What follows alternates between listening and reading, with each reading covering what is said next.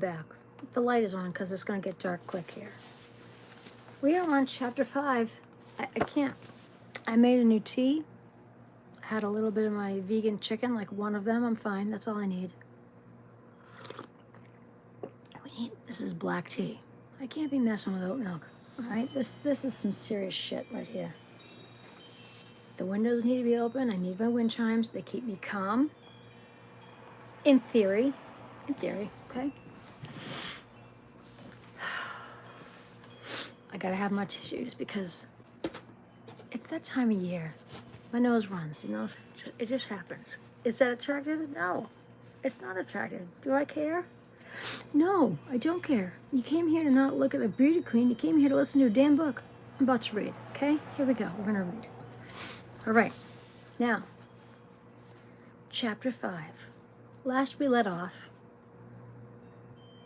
Mahoney just eventually stopped calling the police because they weren't going to listen to her. Because they had already made up their minds who was guilty. I can't with this. Chapter 5. Eddie O'Brien. I'm going to try to do this so that there's no glare on my glasses. Here we go. Eddie O'Brien. Just before 9:15 that Sunday night, Eddie closed his bedroom door and walked down to the first floor. On the way, he yelled to his father in the kitchen that he was going to Burger King. Jessica was in the living room watching TV. Papa was in his room. Eddie's mother was at a musical event. Eddie headed across the street to Ryan's house. He was still wearing the same white over-the-rim t-shirt, black sneakers.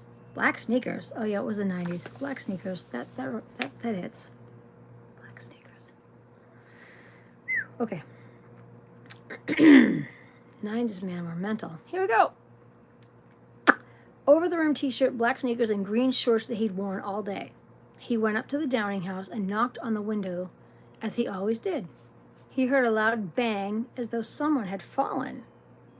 He thought he heard someone say, "Help!" The front door was ajar, so he stepped into the small foyer, opening the second door leading to the hallway. The house was dimly lit inside. Eddie saw blood on the stairs, blood in the front hallway. The bathroom door was closed. He looked to his right and saw Downing lying on her side on the dining room floor. Thinking she had fainted or fallen, he ran to her. When he put his hand on her, he realized she wasn't conscious. He saw blood all over the floor. He couldn't understand how she could get hurt that badly just by falling down.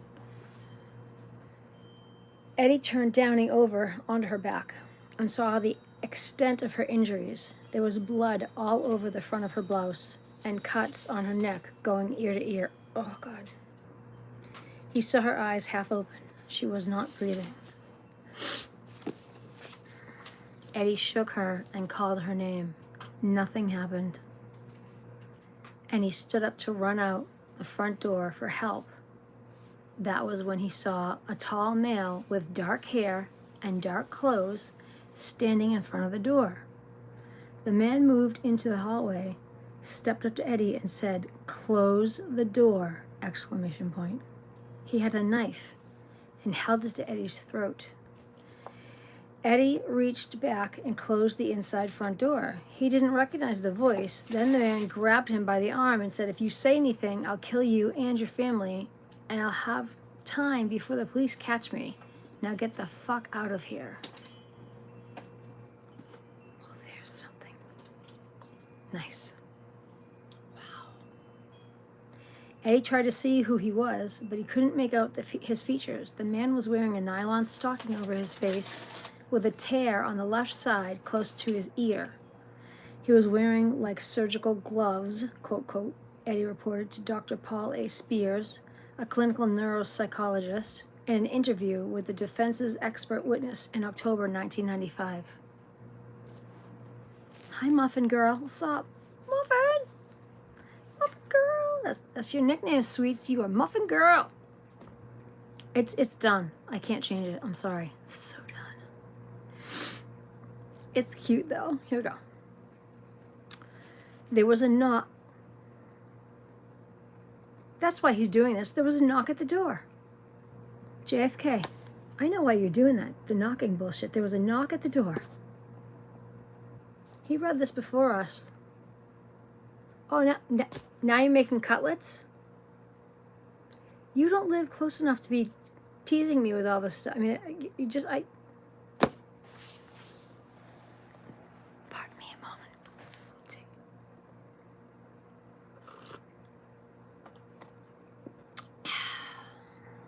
I know why Mr. Randy is saying, don't answer the door. Knock, knock, knock. I get it now. Right here. It says it. There was a knock at the front door. Okay. Did it sound like this? Did it sound like that? I know why he does it. And then suddenly there's an orange man outside my house. Okay? All right? That's what if I can't sleep, I know who to blame. It's not this book. It's not this book. Randall. I don't even know if anyone calls you Randall, but I just did. And there it is, right there. Okay? I need a minute.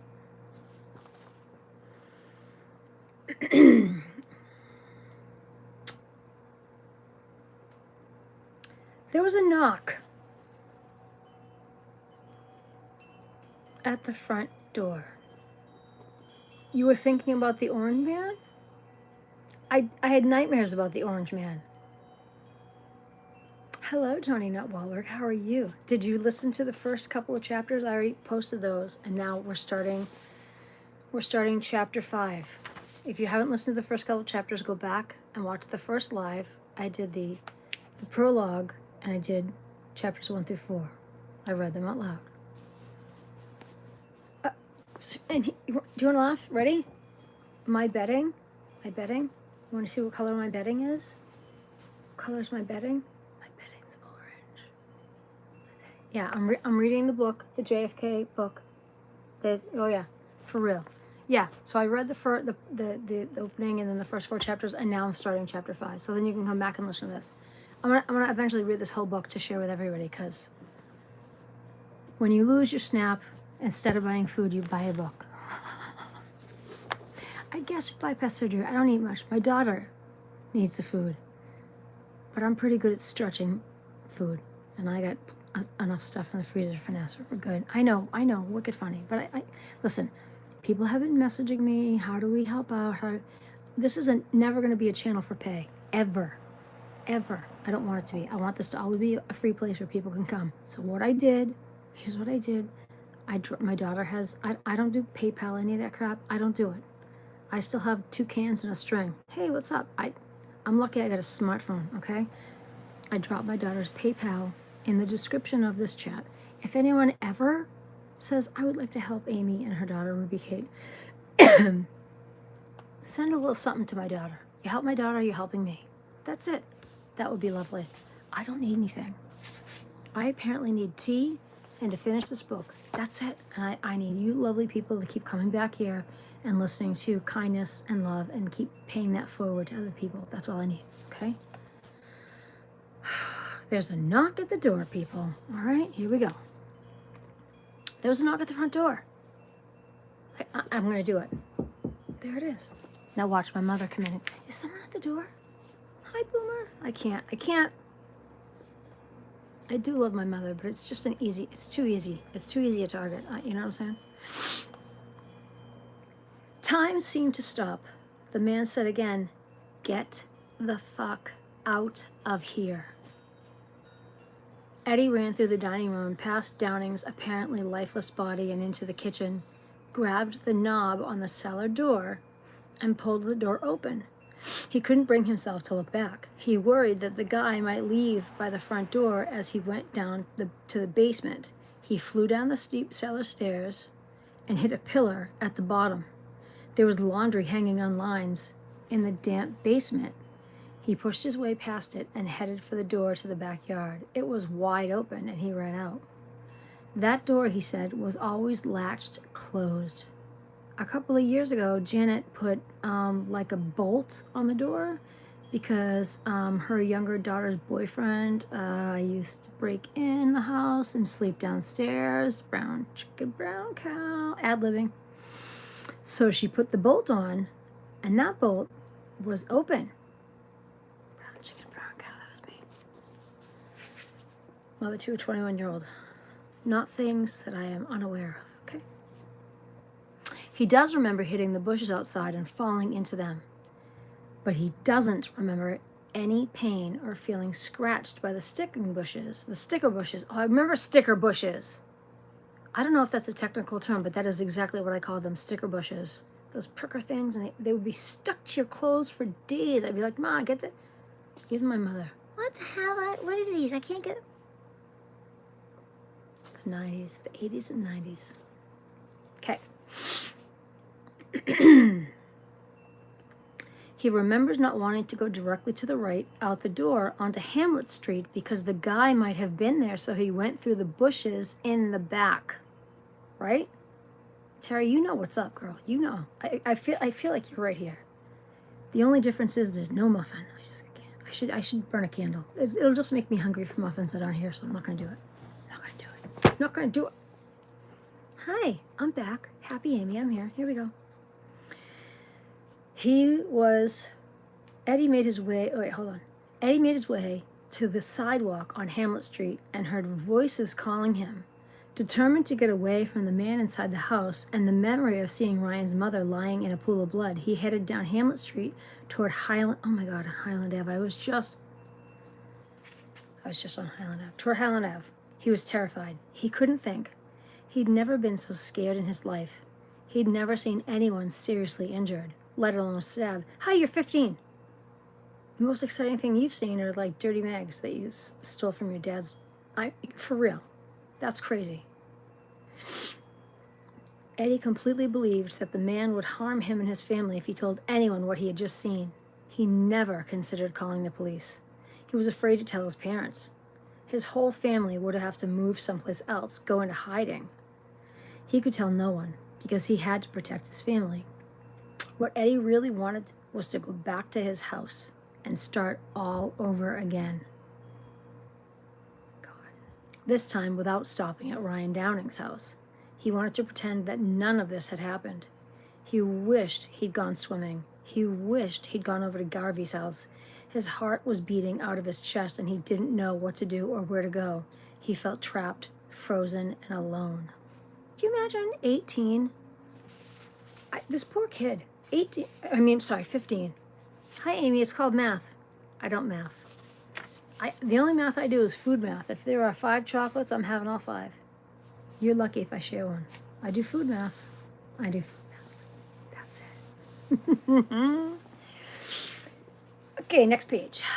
Eddie next remembers going into the Burger King to wash his face. He was sweating profusely. He doesn't remember his hand being cut at the time. He doesn't recall any pain in his hand or blood in the sink. He splashed water on his face and tried to think what to do.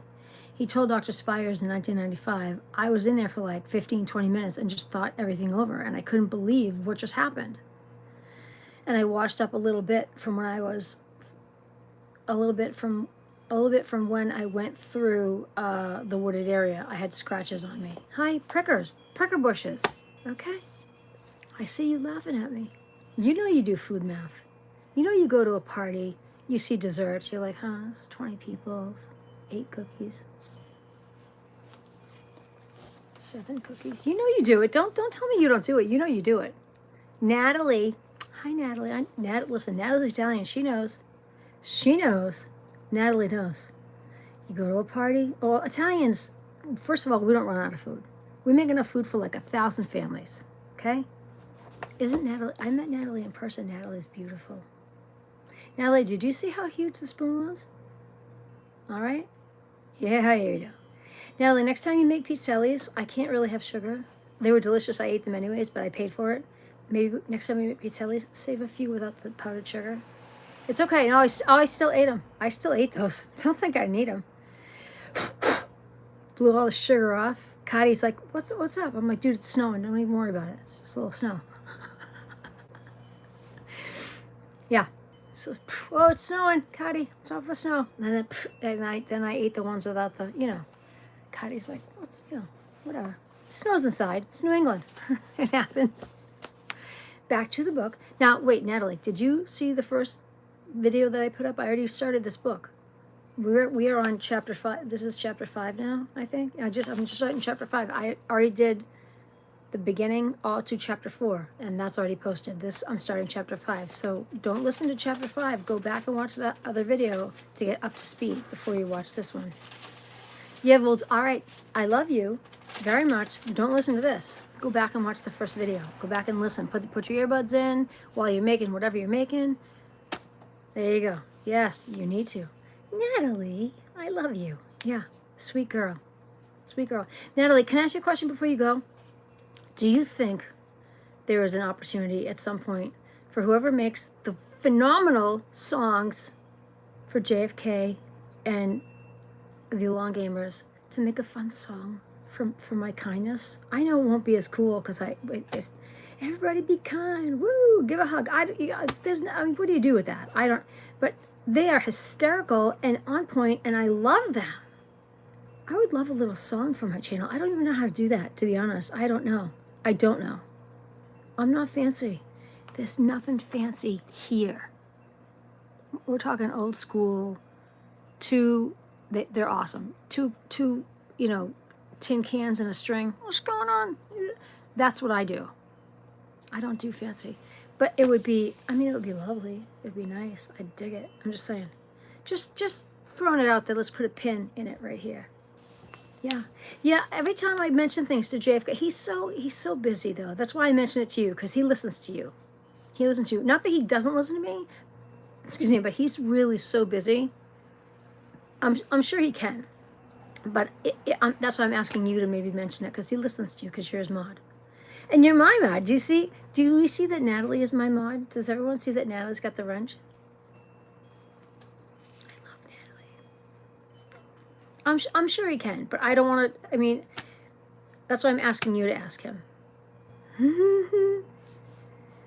Well, but that's because listen, I'm sure he doesn't, but he's got a better chance. Did you not notice that you are my mod? You are my mod. How can you not be my mod? You're my Italian sister from another mister. Who else is going to be my mod, sister? You have a better shot of him listening to you than me. That's all I know. And I love James, and I love Kevy Kev.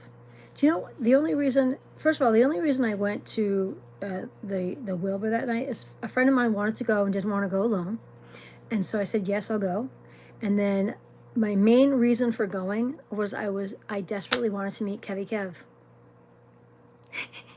Everyone here is a member. Thank you for saying that. Everyone here is a member.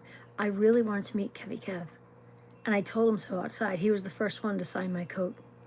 Kevy Kev was the first signature on my coat. I said, would you please sign my coat? He goes, what? I said, you're the reason I'm here. I said, my friend wanted to come, didn't want to come alone. That's okay. That's okay. I was at the Wilbur simply because my friend didn't want to go alone. I said, yeah, I'll go with you. I said, I really hope we get to see JFK, Kevy Kev, and James Jackson. That's why I wanted to go. And when I saw him outside, I said, my friend wanted to go and didn't want to go alone. I said, and I love her and I will do anything for her. So I'm here as her support. I said, but I really am here first for her, but secondly, because I want to meet you. He's like, for real? I said, yeah, for real. I'm here for you. I'm here to meet you. He's like, get out. And I wasn't kidding. I'm like, for real. I'm like, I pulled out my own Sharpie. Dorcas Malorcas. Hi, right here. I pulled out my own Sharpie. I'm like, got the Sharpie, dude. Will you sign my coat? And he's like, really? I'm like, right here. And I think he was a little nervous because hi. I'm like, dude, it's cool. I'm giving you permission. Right here. He's like, for real? I'm like, yes.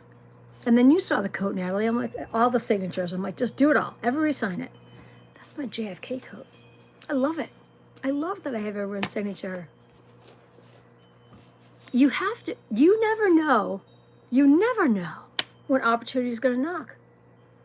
You just don't. You got to have a Sharpie. Plus, sometimes I just like to take it out and... Don't judge me. You remember the nice smelly markers from back in grade school?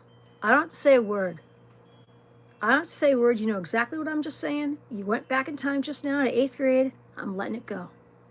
Because you just went there. And you're like, damn it, the grape one was the best. And that's it. We're leaving that alone. Okay? Yep. See? There you are. So I'm going to go back to reading this. Yeah, you know it. You know it. Maybe the grape wasn't your thing. Maybe you like the bubble gum. I don't know. Okay? I'm going to go back to this. You go into the other live. It's up. I already posted it. Oh yeah, the mimeograph paper. Could you go get yeah, I will. How many do you need? 1. No, I'm going to get you 5. You know you stayed longer than you're supposed to. You come back, you're like, here you go. Oh yeah, that's when it started. That's how it started for us. That's when Gen X was like, yeah, we got things to do in our 20s. All right. You go take a shower, listen to the first video, and then you come back here. Seriously, sister from another mister. And then after, I don't know how many chapters I'm going to read. As many as I can. All right? And then, yeah. And then there'll be more. All right? I love you. See you, Nat. All right, here we go. Is it okay that I called you Nat? Or do you like Natalie? Ciao. Ciao, amore. Ciao, ciao. I don't want to call you Nat if you don't like that. I don't want to step on toes. All right. Here we go. Yeah, I can call you Nat. Okay, that's okay. Thank you. I don't want to just assume, because you know what happens when you assume. That's not me. I don't want to do that. All right. Here we go. I think this is where I left off. Okay. He does remember hitting the bushes outside and falling into them. But he doesn't remember any pain or feeling scratched by the sticker bushes. He remembers not wanting to go directly to the right, out the door onto Hamlet Street, because the guy might have been there, so he went through the bushes in the back. Eddie made his way to the sidewalk on Hamlet Street and heard voices calling him, determined to get away from the man inside the house and the memory of seeing Ryan's mother lying in a pool of blood. He headed down Hamlet Street towards Highland Ave. I drive down Highland Ave. I drive down Highland Ave, okay? Fucking freak show. He was terrified. He couldn't think. He'd never been so scared in his life. I know I read this, but I'm just going to go over it again. He'd never seen anyone seriously injured, let alone stabbed. Eddie completely believed that the man would harm him and his family if he told anyone what he had just seen. He'd never considered calling the police. He was afraid to tell his parents. His whole family would have to move someplace else to go into hiding. He could tell no one because he had to protect his family. What Eddie really wanted was to go back to his house and start all over again. This time without stopping at Ryan Downing's house. He wanted to pretend that none of this had happened. He wished he'd gone swimming. You're right. He'd wished he'd gone swimming. He wished he'd gone over to Garvey's house. His heart was beating out of his chest and he didn't know what to do or where to go. He felt trapped, frozen, and alone. Eddie remembers going into the Burger King. Oh yeah, I was here. Eddie remembers going into the Burger King to wash his face. He was sweating profusely. He doesn't remember his hand being cut at the time. Excuse me.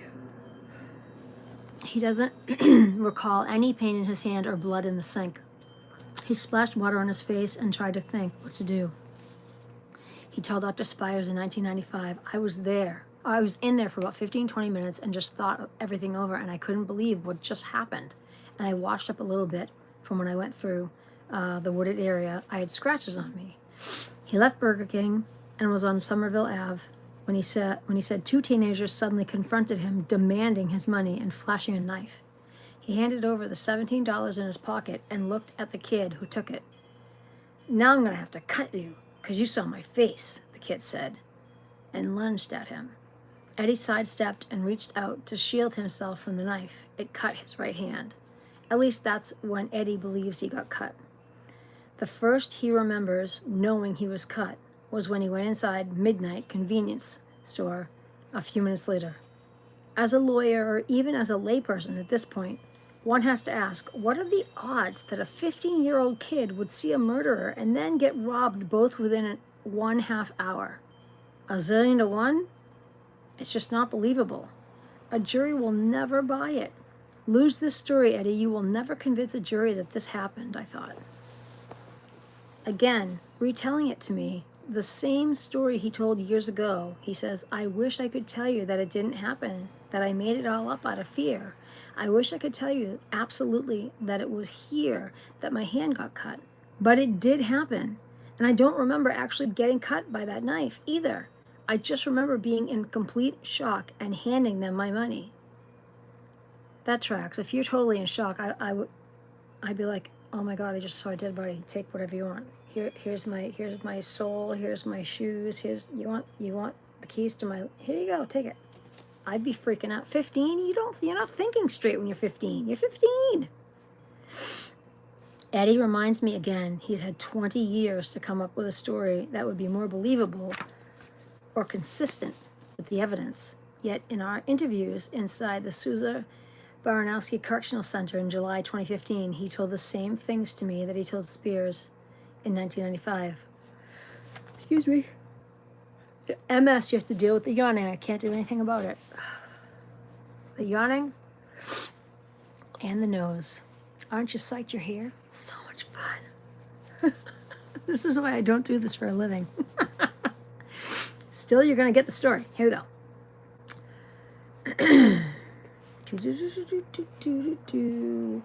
Eddie reminds me again that he's had 20 years to come up with a story that would be more believable or consistent with the evidence. Yet, in our interviews inside the Souza Baranowski Correctional Center in July 2015, he told the same thing to me that he told Spears in 1995. Don't you think that I could have come up with a better story by now? The only difference I can detect is that he remembers less now than he did then. That's not unusual. Every witness I've re-interviewed remembers less now than 20 years ago. Trauma erases memories. That's a survival mechanism that you have to erase stuff in order to survive. If you remembered all the details of stuff, you'd lose your marbles. Excuse me. You'd absolutely lose your marbles if you had to keep remembering all that stuff. I'd go mental. I'm a survivor of some shit, and I don't want to remember all that. So it's tucked in little tiny boxes in the back of my head. Nobody needs to remember all that. Oh my God, excuse me. This is the time of night when this starts happening. And I say time of night, it's not even 4 o'clock, but the time change messes with me. I told you people this. I pressed Eddie about how he'd cut his hand. If they found traces of your blood at the scene, then you must have gotten cut at Janet's house. Did you grab for the knife, Eddie? In reliving those horrific moments with me, over 20 years later, he lamented, I wish I could just tell you. Yes, I tried to grab his knife and I must have gotten cut.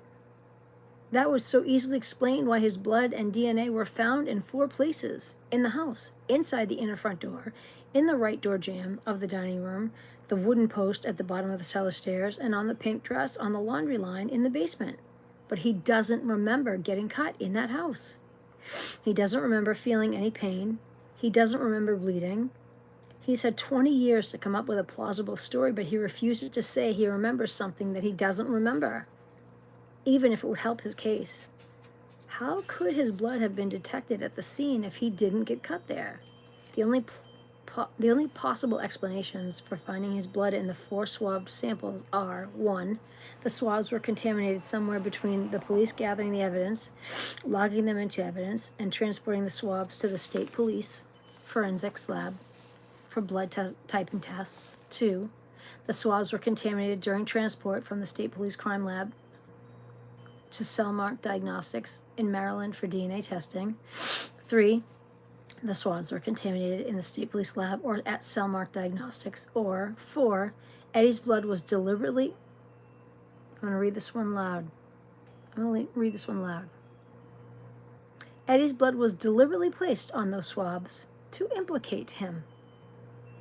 Interesting. I wonder, does Massachusetts do that kind of bullshit?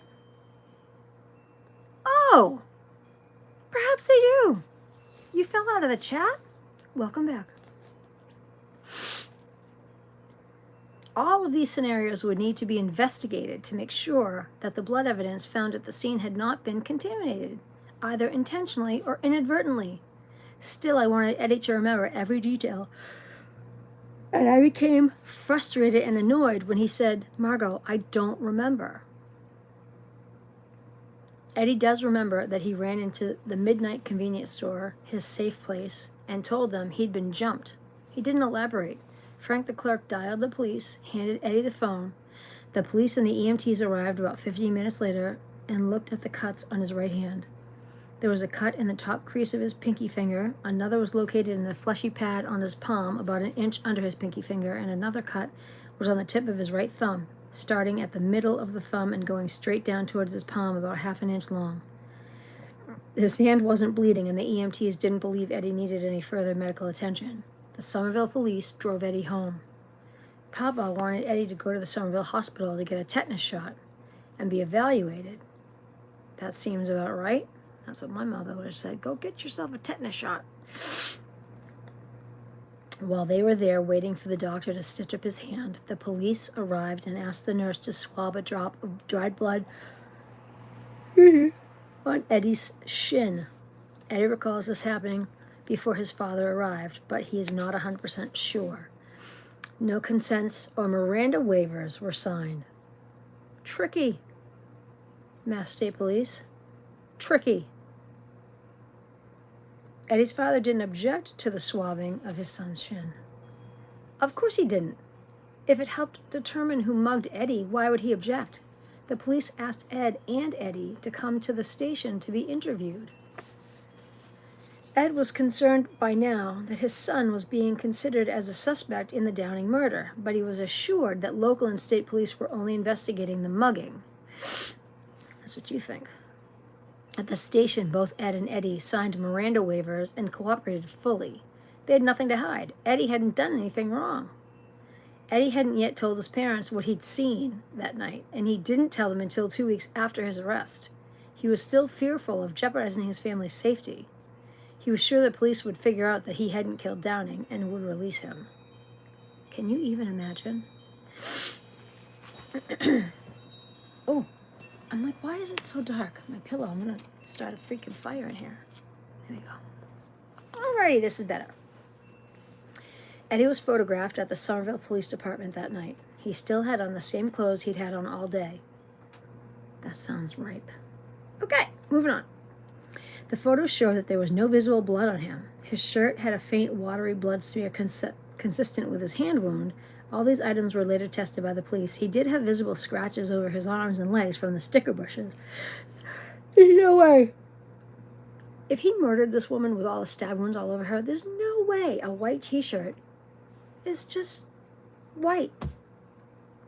You look at any Tide commercial from back in the 90s. You get a more filthy shirt from making a sauce.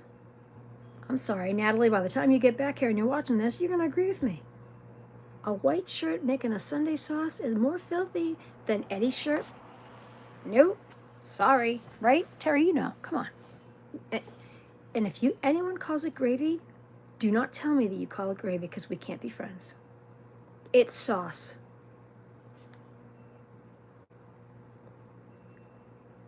Connect your top lip to your bottom lip and you can shut the fuck up. It's sauce. Thank you, JFK. Moving on. Moving on. What you call it? Gravy goes on a turkey. That's it. Janet Downing had been stabbed approximately 98 times. Not that 98 times. 98 times. Some 66 of these wounds were deep stab wounds, some 4 to 5 inches deep, to her chest, torso, back, neck, skull, ear, legs, and arms. I got news for you. If I have like a tiny little zit or something right here, your face and your neck bleeds like a sieve. Not a stab wound, but like a tiny little, like, whatever. My father, when he cuts himself shaving, the blood is like, hi, crime scene, what's going on in that bathroom? It's like There's no way his shirt would have been, he might be a little ripe, might need a little, they didn't have it then, but a little Axe body spray, a little something, deodorant, something. No way his shirt would have still been, he's just a little bit of stain from like sweating, but no, your white shirt is not white. If you do all that, it's not. Mm-mm. No.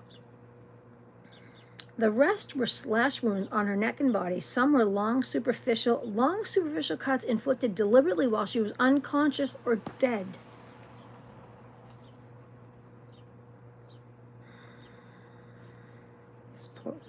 This woman currently right now is resting in heavenly peace. Absolutely resting. Living her best afterlife. That's all I'm saying to you. But she is very happy that people are digging into what happened for real. Artie, you can't hide. I hope you're watching this. You can't hide. We all dig for the truth because karma always collects her debts. I say that all the time. Karma always collects her debts. Here we go. Blood was everywhere. Oh, yeah, justice for all of them. We're going to get justice for all of them. Blood was everywhere. At the scene, it was visible on the first 5 stairs and walls of the stairway that led up to the bedrooms. It was on the hallway walls, on doors, on woodwork, in the dining room, and in the kitchen. There was a huge puddle of blood on the dining room floor. Oh, oh my God, they have a first floor. I'm going to show you in a minute. Oh, see, I get myself excited and then I lose my place. There was a huge puddle of blood on the dining room floor where Downing lay. Blood drops were on the hallway floor, the kitchen floor, and blood was smeared all the way down both sides of the cellar stairway walls. There was blood all over the cellar door and iron latch leading out to the backyard. The brown cow latch that, stopped the shenanigans with the kid and her boyfriend, you know what I'm saying? Every mother needs one of those latches. Or, just let your kid fend for themselves right? That was yesterday. I don't know. Was there another live? I didn't watch anything today. I've been reading this book. I can't get out of this book. I'm trapped. Was there another live today? Was Artie on again today? It was yesterday that he had the live. I do not know why. In my opinion, if I'm Artie, thank God I'm not, but if I'm Artie and I've got zero to hide, right? Zero to hide, and I know that I'm absolutely innocent, take my DNA, swab my face, nose, the crack of my ass, whatever you need to swab it, take it, go. Test all of it. If you are innocent and you have nothing to hide, swab it, take it, go. Whatever. He is terrified to let them do that. Why, Artie? What you hiding? Whatever, I'm just, you know what I'm saying. You're bummy. I have MS. I am like the human pincushion. I have been violated 3 ways from Thursday. When you've had MS, I've had a spinal tap. They've done all of it. I don't care. And it was when I was 350 pounds, okay? 355. Ever had a spinal tap when you're 355 pounds? Not fun. But I lived through it. I'm here. I'm good. It's okay. I'm going to get back to this book. Hey, for real. All right? Here we go. All right. So, you don't need to be a forensic expert to understand that it would have been impossible for Eddie to commit that homicide. A homicide that included a struggle, traversing 3 rooms, a flight of stairs, and not get a single drop of blood on his white shirt. His white shirt. His shirt that is still continuing to be white. I'm sorry, common sense? Are you anywhere here? I don't know. Not in this book. Not in this scenario. Not with the cops anyway. Massachusetts cops? No. If I see an orange man outside my house, I'm freaking out. So far today, no sighting. Not today. All right. I can't. On his white shirt. What is, I can't. Now I can't find where it was. Give me a minute, I get caught up. On his white shirt, single drop. On his white shirt, green shorts or black sneakers. And yet, the police charged Eddie O'Brien with murder on the night of July 25th, 1995. The fact that police found no blood on his clothes, in the creases of his hands, under his fingernails, or on his size 15 sneakers, big boy, was just an inconvenient truth. The fact that he had no motive to harm his best friend's mother was of no consequence. Well, it is corrupt Massachusetts. Private and wrong with it, right?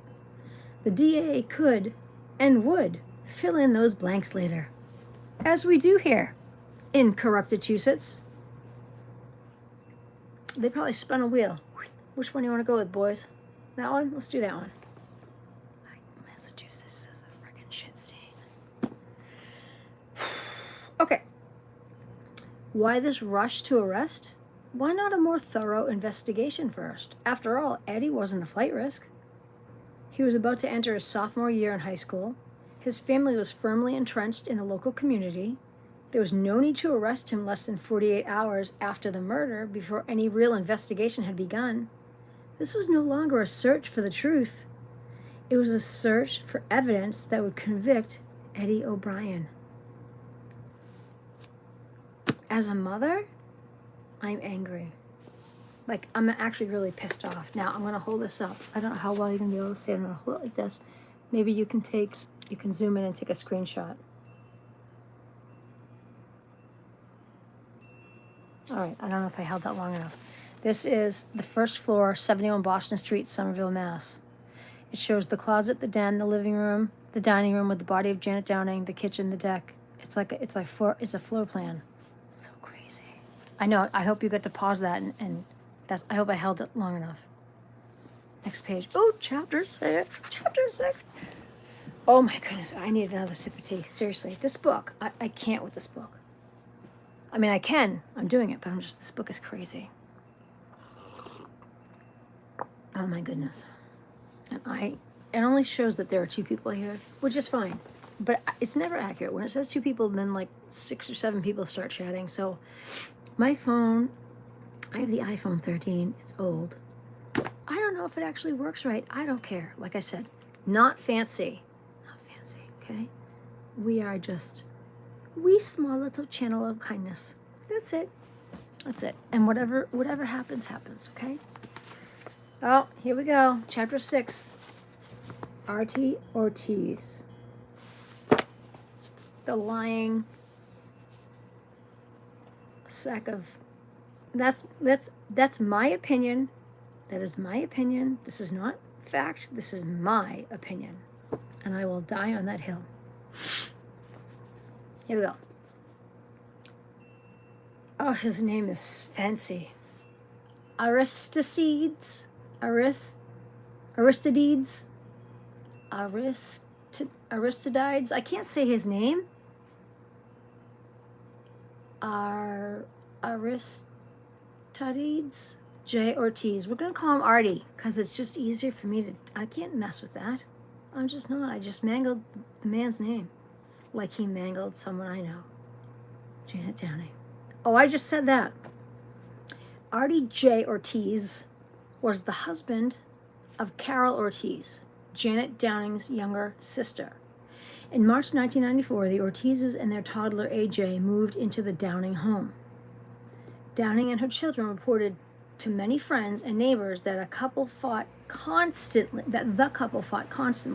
and that it wasn't a pleasant living environment. Pin that up right there. Although the arrangement was supposed to be temporary, right? Please. It lasted almost a year. Oh, that's too long. That's too long. Almost a year, uncomfortably. No. See, that's, no. If you make me uncomfortable and all you do is yell and you're bringing me negativity, y'all should know if you've been a member of this channel for more than a minute. See that door? You came in that way? Go right back out that way. Out. Don't mess with my peace. This is my peace. This is my zen. This is my haven. You bring in negativity in here, you turn your ass right around, take it right back out that door. When Downing learned that Ortiz was dealing drugs, he'd have been right out on his ass the minute I learned that. Out. When Downing learned that Ortiz was dealing drugs out of the basement of her house, she demanded that they leave. Good for you, girl. She told Gina Mahoney that Ortiz kept the drugs in a small refrigerator in the basement. See, now, if I have a small fridge somewhere, and I can neither confirm nor deny that there's a small fridge somewhere, that's where I keep my treats. Once an addict, food, always an addict, chocolate. There might be some hidden things here, there, everywhere. That's okay. I still struggle. Moving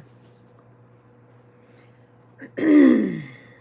Ryan Downing, in one interview with the police, reported that several weeks before the murder, he came down from school and saw the outside basement door wide open. Had Ortiz continued dealing drugs? Mahoney said that Ortiz was at the Downing home often while Downing was at work, and the children were at school. Downing said he had keys to the house and that he refused to return them to her. I have zero tolerance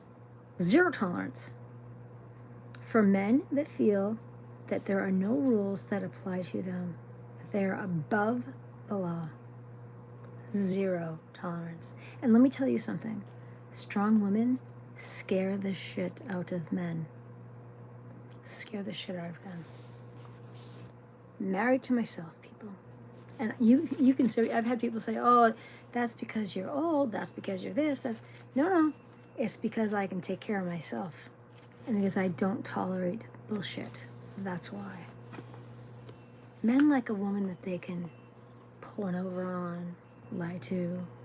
She's not going to check up on them. Not here. Not happening.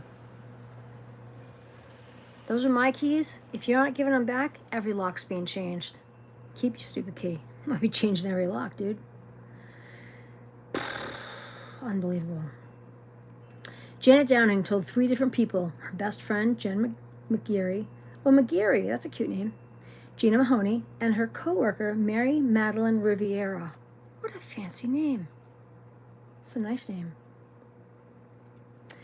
About the green cab taxis surrounding her on Summer Street. That's an absolute attack. She was attacked. That's an attack. To be completely surrounded by, that's a threat. She was threatened by all those green taxis. That's a message. I'm Italian. Trust me, that's a direct message. That's a direct message. How do I know? I can neither confirm nor deny how I know, but that's a message. Just gonna say that. Let's put that one right there. I don't keep a lot of things up here.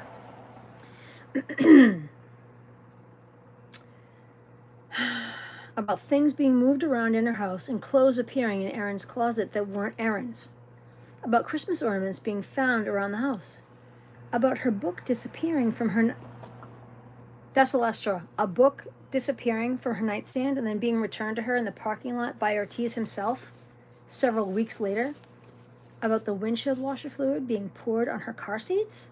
Don't you mess with my Volkswagen Cabriolet. All of these events had occurred since Ortiz moved out in March. Oh, him upset that him got booted out of him house. Oh wait, not him house. Her house. Her house, dude, not yours. Get out. Strong women, they upset you, do they? Yeah? Get your ass together, get your own house. I need to sit. You guys are going to get to know how this works, so I need to sit.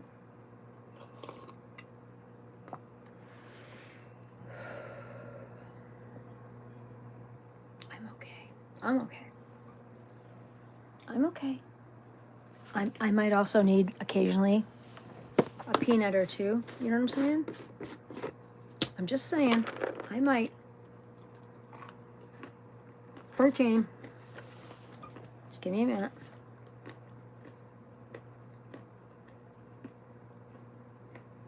This dude is mad.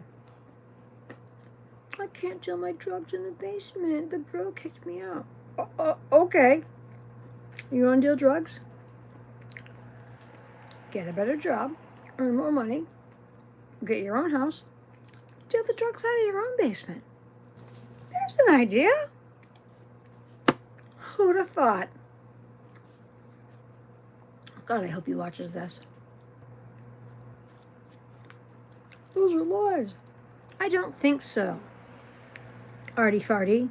Oh, that's his new name now. I'm going to just call him Farty. Henceforth, disclaimer, he's now Farty Ortiz. That's what I'm going to call him. Because I want to, and it's my channel. There we go. Anyone who treats a woman that way, on my channel full of peace, this is a peace channel. This is kindness, peace, empathy, tolerance. He's not showing tolerance. Oh, I bet you she did. I wonder if Janet ever spoke to her sister regarding him. I'm sure she did. I'm sure she did. But listen, imagine that it's your sister. You tolerate a lot of stuff for family. Her sister apparently loved him for that whole year. She tolerated enough while she could. Listen, and if I have nuts in my teeth, just don't look. Listen, just put the earbuds in and walk around the house, okay? I gotta eat some. I only had one chicken thing, and that's it. I need some protein. I'm sure she talked to her, but you have to tolerate things for family. You just have to, and I'm sure once. I would love to hear her insight as well. And maybe after this book we can look into if the sister ever did an interview somewhere.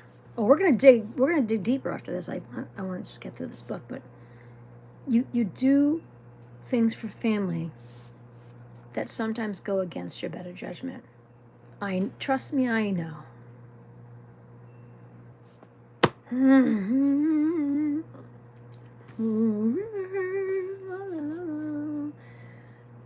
Boomers.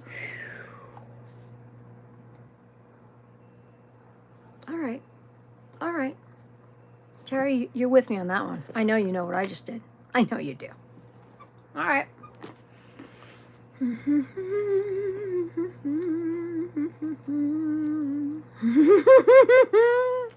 There you go, girl. You know. You're right there with me.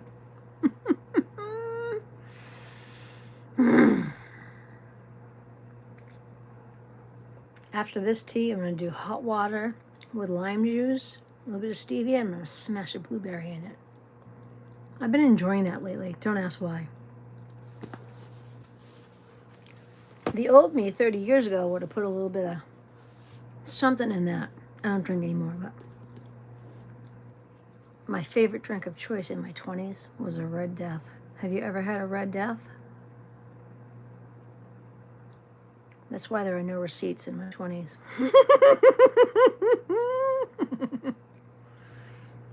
No receipts. Oh, well, all right. Here, let me preface this. Huge disclaimer. You are not meant to have Red Deaths in your 50s or 60s. I don't think I was ever meant to have them in my 20s. They erase time. They erase all thought. They don't taste like jet fuel, which they are. They taste delightful, like fruit punch. With the power of jet fuel.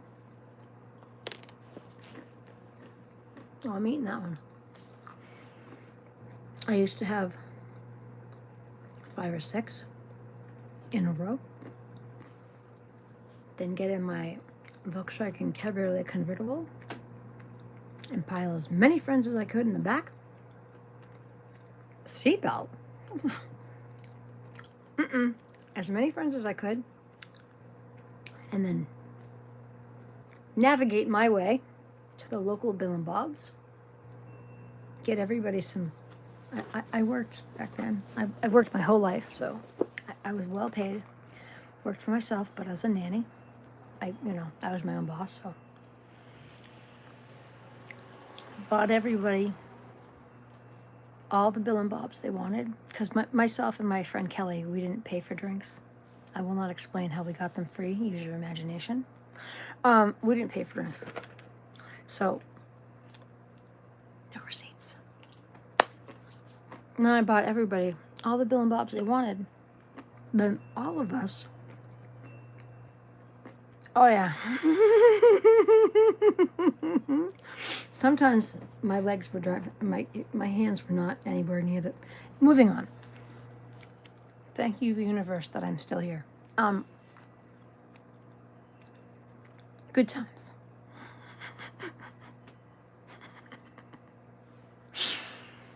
Good times. And don't do that to yourself. If you're ever out, if you do still drink alcohol and you're ever out and somebody gets a Red Death, ask if you can try a sip. I don't drink it all anymore. I don't touch alcohol at all. Oh, not the lawn. Girl, you brought that shit home? Don't bring that shit home. Go to the beach. No, after Bill and Bob's, we all went down to Dane Street Beach. No, walking distance from my house. I'm like, we're going to the beach. No, you don't shit where you live. Within walking distance, but never right at home. You don't bring that home. You don't leave evidence.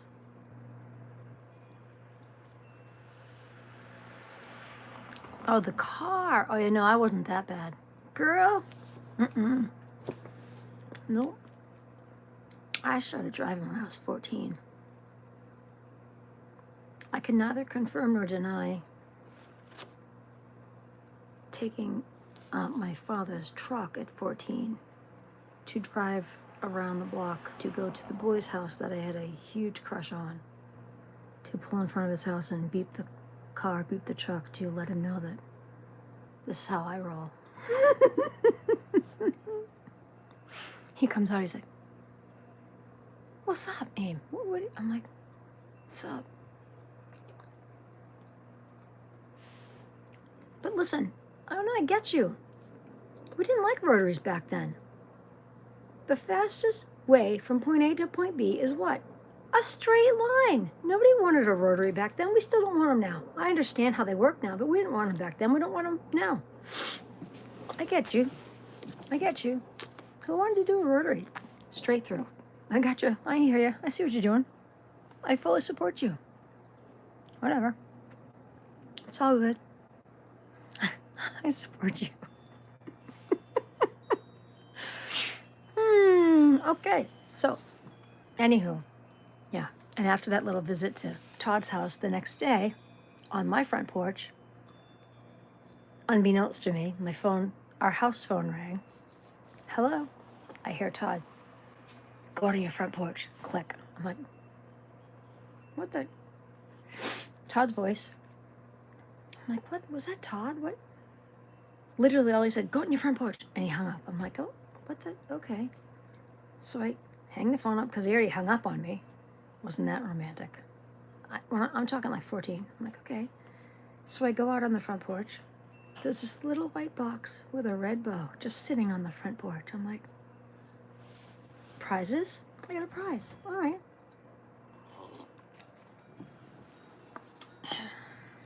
Take the box inside, open it up. A little teddy bear with movable arms and legs and a red bow around his neck. And it says, "This is Toddy Bear."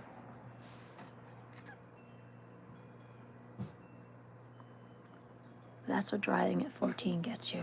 All right? That's what I'm saying. Okay. Moving on.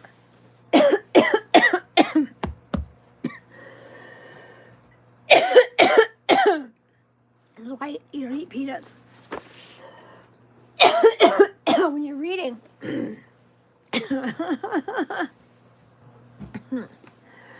I need a minute.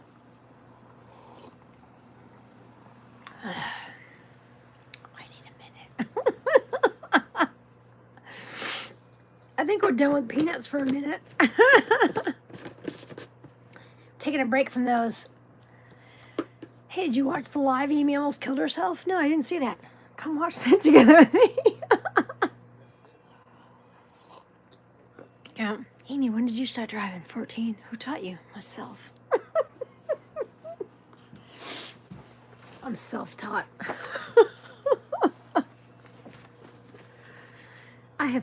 I know I have problems, but I'm okay. We're Gen X. We taught ourselves everything. No, I know. Give me a minute. I got a sniffly nose. I'm reading this book that I can't put down. I'm choking on peanuts.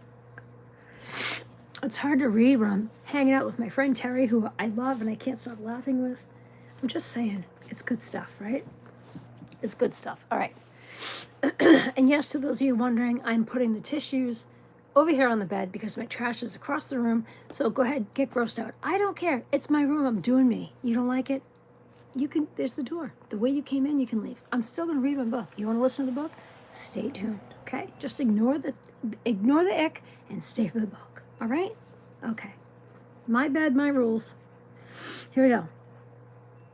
It's not like they're all boogery gross. It's just a sniffly little nose. Like you guys don't do that at home, all right? Don't be judgy. Don't be judgy McJudgerson, all you sitting on your high horse. Here we go. Now I gotta find out where the hell I was. Good Lord.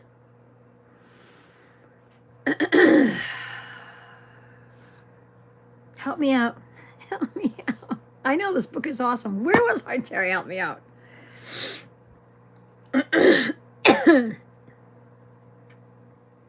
She told her friends. Boston Herald, she make it right down. Says Downey was upset, unnerved.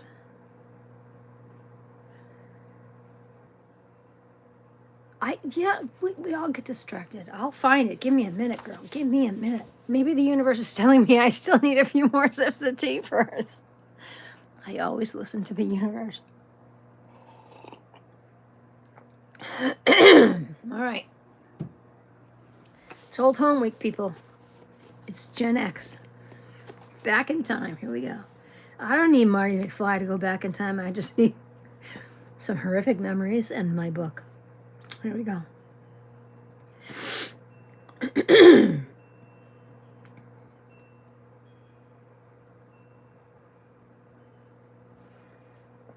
I'm going to just start here. Not once did Downing mention to any of these people that she suspected Eddie O'Brien of these things. She told Mahoney that she suspected Ortiz.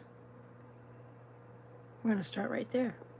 Reporter Marjorie Egan wrote in the Boston Herald that Jen McGeary, Janet Downing's closest friend, says that Downing was upset, unnerved by the odd appearances and disappearances in her home. The bag of strange clothes that materialized out of nowhere, her daughter Erin's house keys missing since Christmas. That's where he got the keys. He stole her house keys, that fucker. That's why this is not for kids. But never, ever did Downing tell McGeary any suspected connection to Eddie O'Brien. Eddie was never mentioned. Every witness interview is required to be documented in a police report. Oh, not in Massachusetts. It's a requirement. Doesn't mean it gets happened. Doesn't mean it gets done. It gets happened. See, this is I need more protein. I'm not touching those peanuts, so don't worry about it. I said peanuts. Go with me. But I'm not touching that either. Celibate since 2020. Sorry, Terry, that was for you. Here we go. I'd rather have a muffin.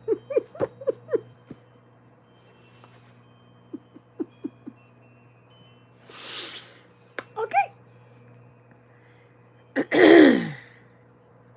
Yeah, there you go. You don't, because I'd feel it. It'd be the first time of anything since 2020. Don't tease me. Don't tease me, woman. Here we go. All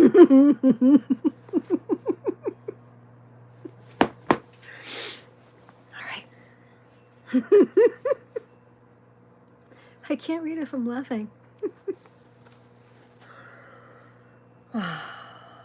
Here we go. Every witness interview is required to be documented in the police report. That is standard police procedure. There was no police report filed of the interviews with Jen McGeary and Artie Ortiz. Why? Was something discovered that was harmful to the Commonwealth's case? I wonder.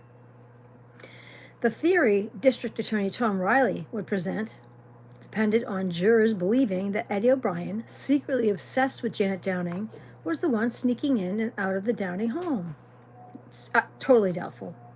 In both juvenile court transfer hearings that were held, Riley suggested, through well-prepared witness Paul and Ryan Downing, that Eddie O'Brien might have been breaking into the Downing house and moving things around, making Eddie appear predatory and obsessed, and providing a motive for the killing. Although Riley didn't have to prove motive, it's very difficult to convict someone of first-degree murder when no motive is apparent. All Riley needed to do was suggest that it could have been Eddie. Police refused over and over again to interview. Hold on. Brand new book, pages get stuck. Police refused over and over again to interview Gina Mahoney. They seemed intent on avoiding having any reports containing contradictory evidence. Well, because then it's going to mess up their theory. Don't mess with my theory. Just don't do that. All right, this is like right in my face. That's better. Don't mess with my theory. They seemed intent on avoiding having any reports containing contradictory evidence in the official investigation file. Statements of witnesses like Jen McGeary, who would not have agreed with the Commonwealth's theory, could have been ignored in a different way. If the interviews weren't documented in writing, the defense would not have access to the information. The Brady Rule. Oh, we know all about the Brady Rule. We know all about the Brady Rule, named for Brady versus Maryland, 373 U.S. 83, 1963. The Brady Rule requires prosecutors to disclose to the defense any materially exculpatory evidence the government possesses. Brady material, or evidence the prosecutor is required to disclose under this rule, includes any evidence favorable to the accused, evidence that goes toward negating a defendant's guilt. That would reduce a defendant's potential sentence, or that goes to a witness's credibility. The only way to get around the Brady Rule is to not have the information in your possession. If there's no written report, there's no possession. Even though standard police procedure, especially in a murder investigation, requires that all interviews be documented in a formal report, it's not always done. It's not. Is this news? Oh wait, no, this is Massachusetts. I forgot. I'm so sorry. They don't do that here. Extra paperwork. The pen gets heavy. It's a lot. It's just a lot. It's a lot. Terry, it cuts into their time of doing nothing. It cuts into their they make a lot of money doing details. It cuts into their what do they? Oh yeah, they sleep in their cars. You know what they do? It cuts into that. They say it's too much. You know, it's too much. You know, the men like their time. They're playing, Candy Crush in the car. I understand. I know. It's a lot. It's a lot. We know Ortiz was interviewed because on Tuesday afternoon, July 25th, 1995, 2 days after the murder, he surprised Mahoney by returning to her house. Sure, why not? Gotta find those keys. I can't stand power. I literally can't stand it. And I've always noticed that, especially men with power,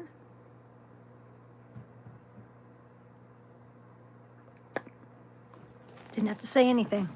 Just a little show and tell. Moving on. We know Ortiz was interviewed because Tuesday afternoon, July 25th, 1995, 2 days after the murder, he surprised Mahoney by returning to her house. He told her he'd been questioned by the police, and they told him that the investigation was concentrated on little Ed. Isn't that convenient for him? He showed Mahoney a drawing of a knife. Oh, suddenly he's an artist. Suddenly he's an artist. He showed Mahoney a drawing of a knife that the police made during the questioning. To Mahoney, it appeared to be a common kitchen knife used for chopping vegetables. Ortiz reported that the police asked him if little Ed knew where Downing kept her kitchen knives. And then Ortiz added, because he's just so helpful, that he and Downing had talked many times in the past, and Downing had insisted if anything ever happened to her, she wanted him and Carol to have her car. Oh, he's spinning yarns. Is he spinning some yarns? Her car? His sister-in-law is brutally murdered? And 2 days later, he wants her car? Oh, wait a minute. I know why. Because he's got the keys to that, probably. Because he lost the keys to the taxi. But he stole the house keys from the daughter. So maybe there's the keys to the car. I don't know. This is all... Follow along, please. Pause. Yes, Mother. Are you going to have supper with us? We're having steak No. and rice and salad. No, thank you. I'm good. Okay, very good. But thank you for offering. Yep.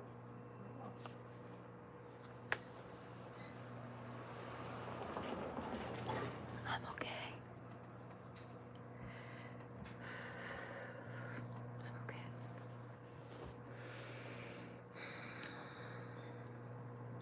Boomers. Okay. One more sip of tea. One more sip of tea.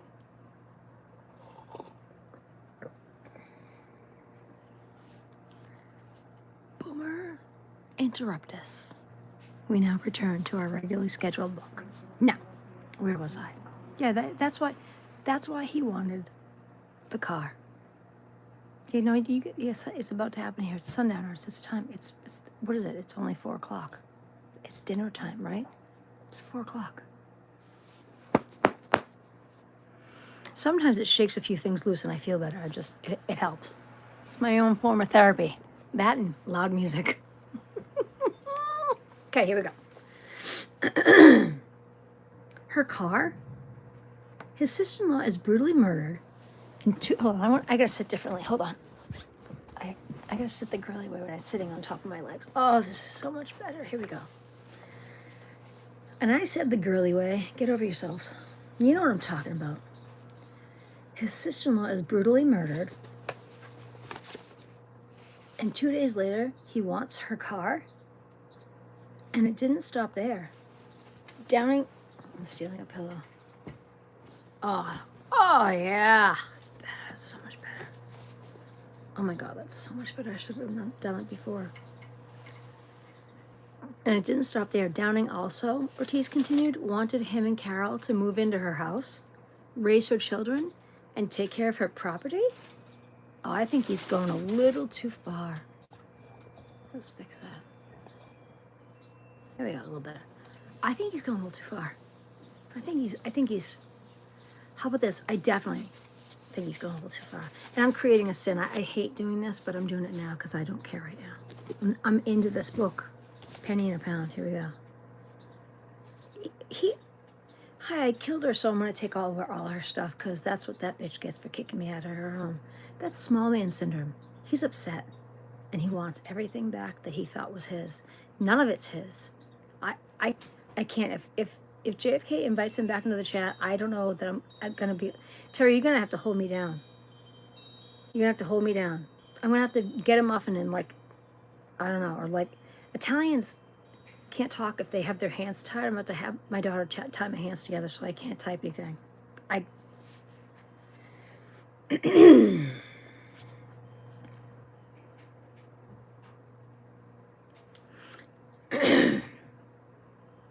Oh, you think so? You think so? You're so cute. I'll behave. You haven't known me long enough. You're so cute.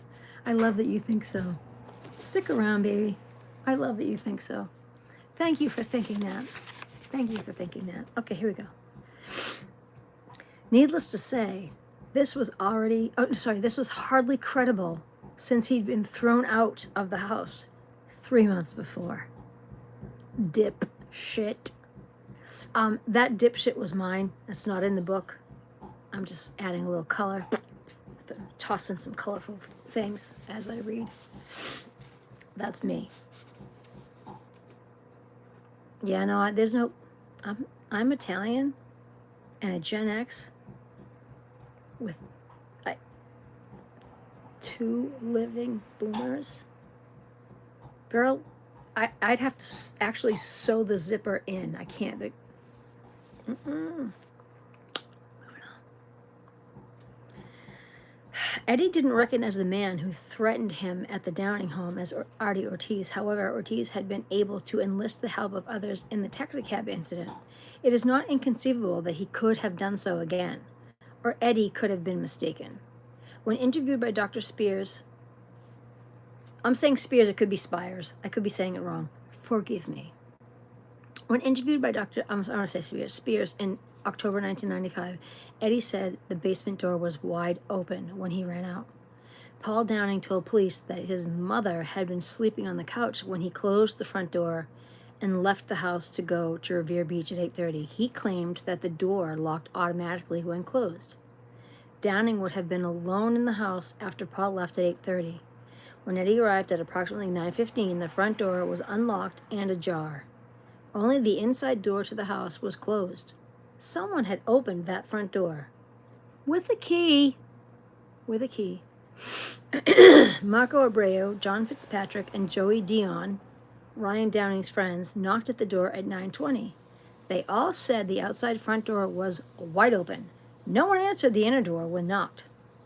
Ryan said he came home and discovered his mother's body at 9:55. Can you imagine this poor kid?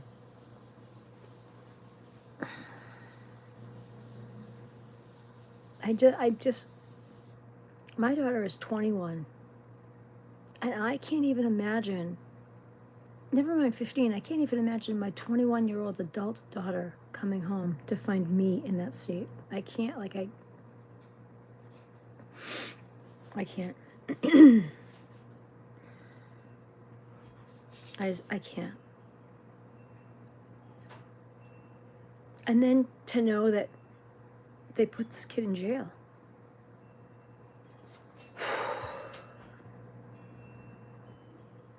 I need a second.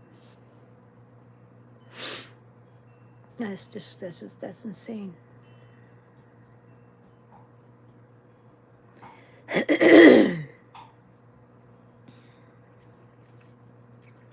He reported that he had to open the front door with a key because it was closed and locked. So someone had to have locked it. If Ryan came home at 9:55 and he reported that he had to open the front door with a key because it was closed and locked, someone had to have locked that door between Eddie fleeing the house at 9:20 after the boys knocked and Ryan's return at 9:55. The police determined that there was no forced entry to the house. Someone had a fucking key. The back door was locked. Downing's purse and keys were on the kitchen counter. There was no robbery. Well, of course the keys were on the counter. She doesn't want them back anymore. She's dead. Oh, by the way, those keys you wanted all those years ago, guess what? I'll just leave them here. You're dead now, so I can leave them here because eventually I'm going to get them back because they're going to give me your house because you're dead. I cannot with him. I cannot with him.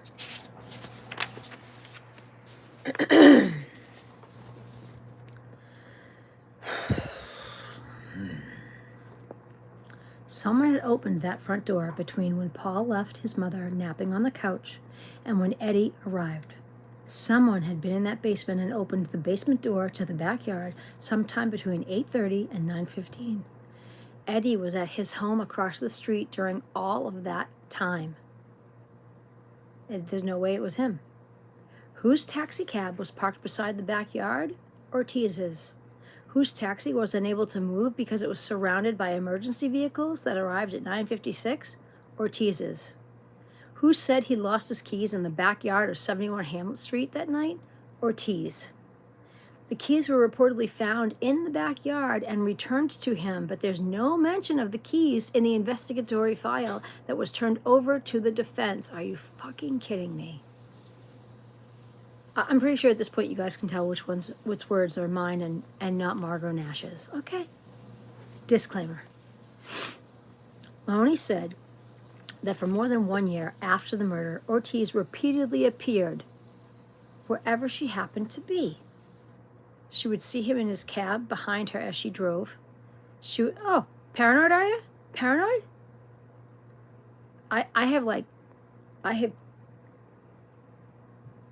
I'm more terrified that this dude is still free. Somebody just walked past my house.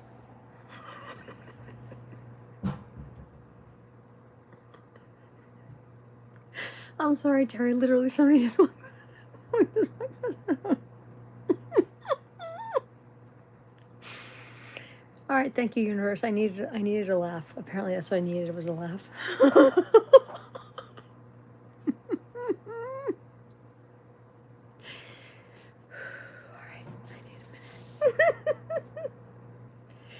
When I'm done this chapter, I'm going to shut the window, and then we're going to come back to chapter 7 because my window's open. I don't know that I like my window open right next to the street. I'm going to finish this first. I'm going to shut the window. Okay.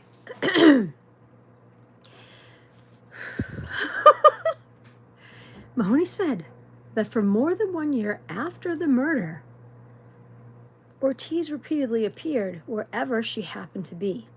She would see him in his cab behind her as she drove.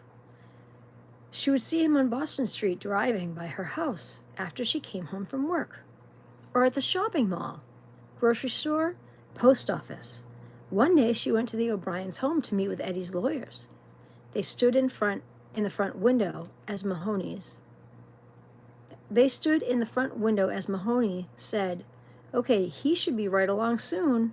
And as they watched Ortiz go by in the cab, slowing down as he looked out the window, I asked her to estimate how many times she found him following her that next year. And Mahoney said, at least 200 to 300 times.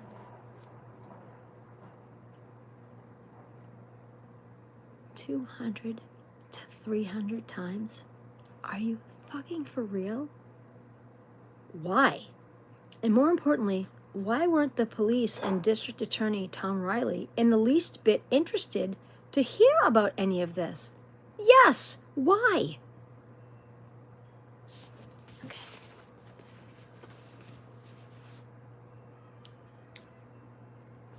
Okay, my phone is blinking. Why is my phone blinking? Do you see that my phone is blinking? I don't like that. That's freaking me out. Why is my phone blinking? I don't like why my phone is blinking. My phone should not be blinking. Do you see that? Do you see that? There's no reason for my phone to be blinking. All right, I'm gonna just unplug this. Maybe it's blinking because of that. That freaked me out.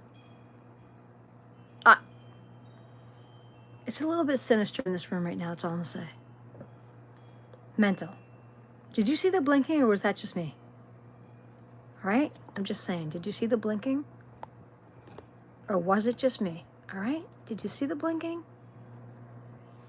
My phone was just like, for real. Somebody is speaking. My phone was like blinking for me, for real. Like if you go to watch this back and you see the blinking, I gotta shut the window. If James goes live tonight and starts doing the knocking thing, literally I'm out. I love him, but I'm out. Randy, I love you. I do. You, James, and Kevy are like, you're part of my soul. But I'm reading this book now, okay? For all of you. I love you all. I'm reading this book. I will happily finish this book. But I'm in it now. Someone is totally speaking. The phone was like seriously, rewind it for a second while I shut the window. Go back and see where I said it's blinking. See if you can see the blinking. My whole screen was like flashing. It's mental. I can't. Holy crap. I just can't.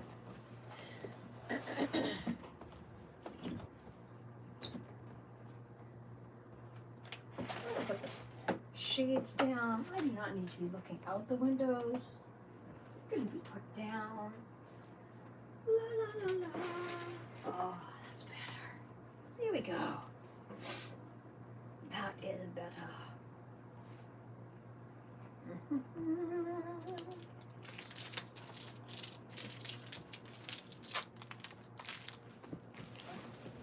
Okay.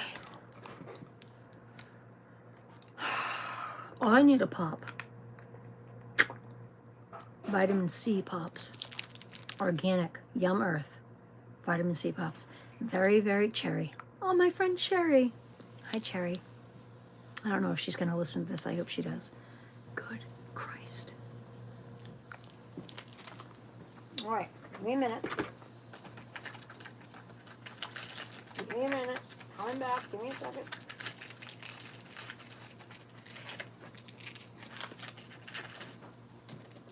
I don't know about y'all, but one pop just doesn't do it. I need several. So here we go. All right.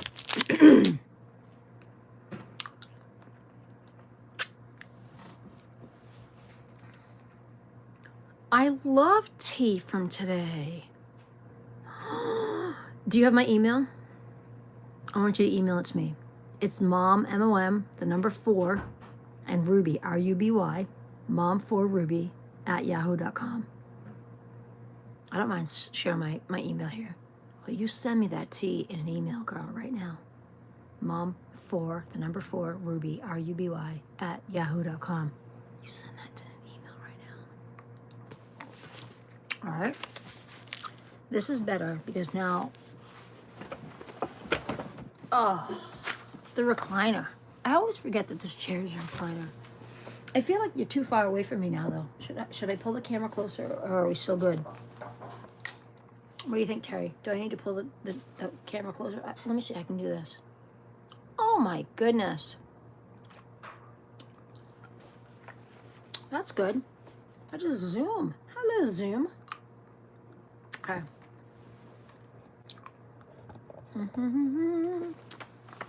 Okay.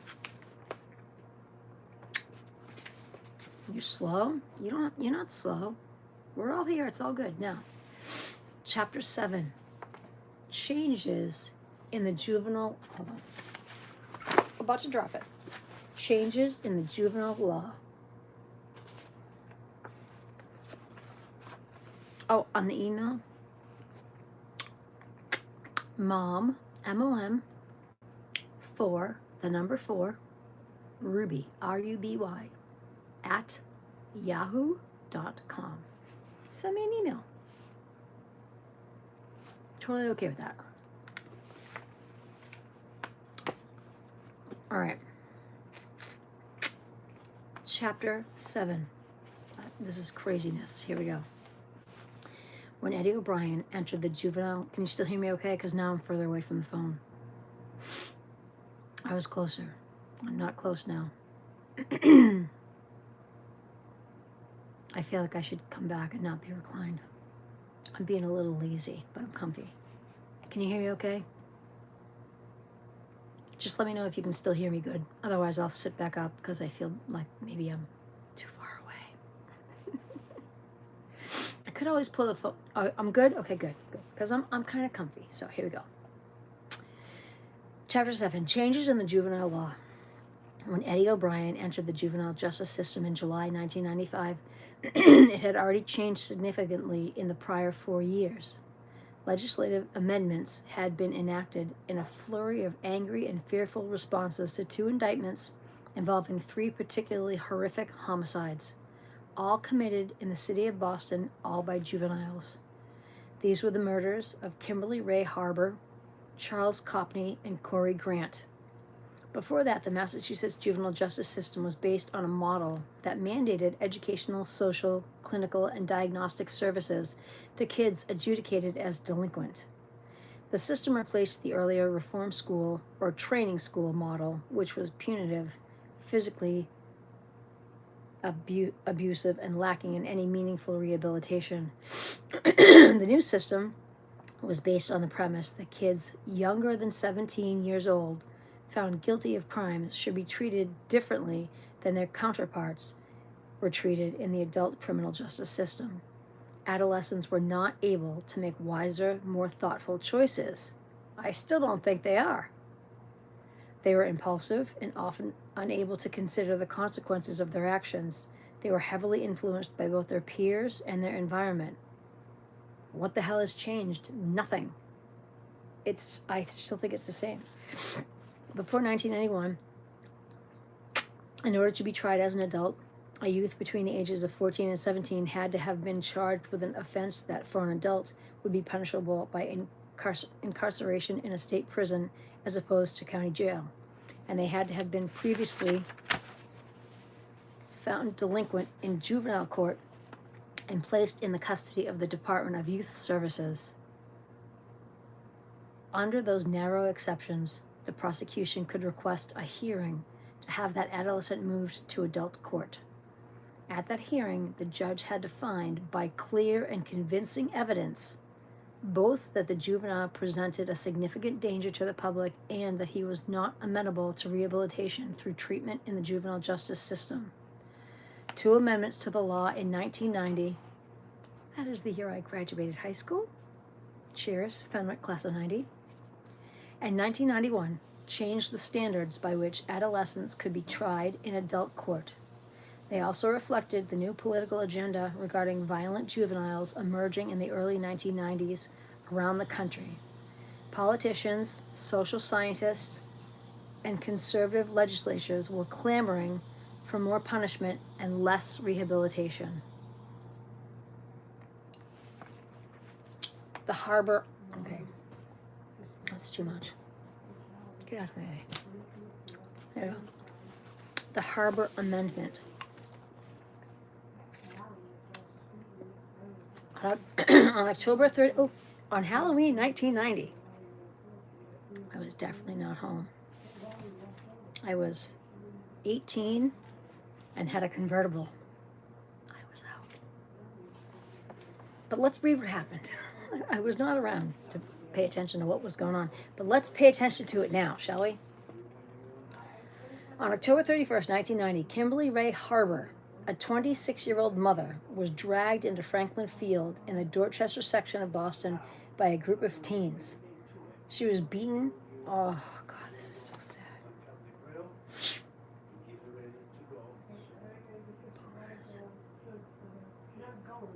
Let's take a break for this.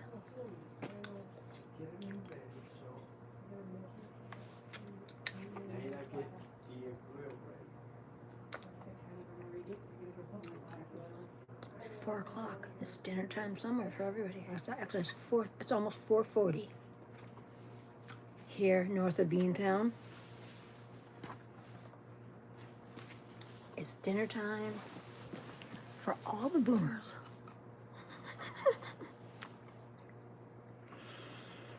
I love these pops. Y'all should look these up. These are on Amazon. The orange ones are my favorite. These are the peach. They come out. This one's not laying flat. Come on, you fool. Yum Earth. Organic. I know it's backwards. Take a screenshot, flip it.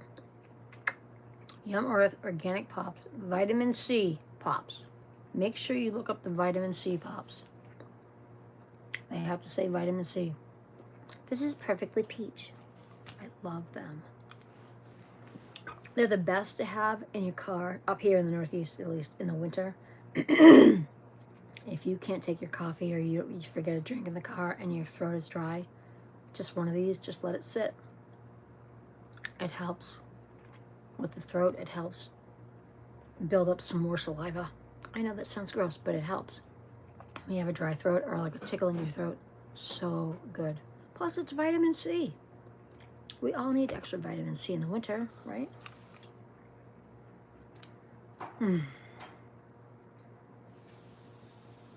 We're just going to have to deal with the boomers in the background, okay?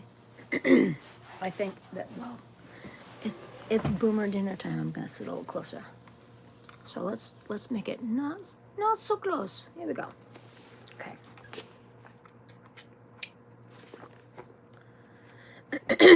The Harbor Amendment.